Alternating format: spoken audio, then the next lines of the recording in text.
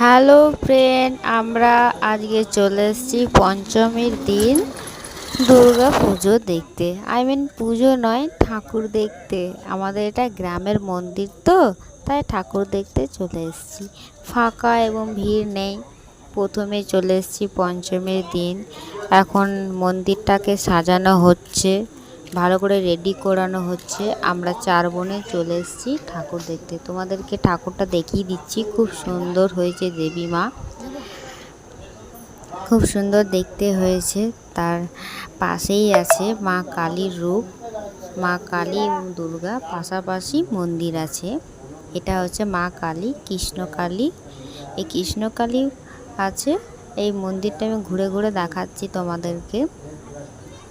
তো দেখতেই পাচ্ছ মন্দিরটা কমপ্লিট হয়ে এসছে। লাইট দেওয়ানো হয়েছে, প্যান্ডেলও হয়েছে, কমপ্লিট হয়ে এসছে। এখনও বাকি আছে কিছু কিছু চোঙা লাগানো। এই আমার 2 বোন মাকে প্রণাম করছে, মাকে ডাকছে। ওদেরকে বললাম চল একটু ঘুরে আসি, ফুচকা খেয়ে আসবো। আজকে এমনি জাস্ট নর্মাল একটা ভিডিও করলাম, ভালো লাগলে লাইক করবে।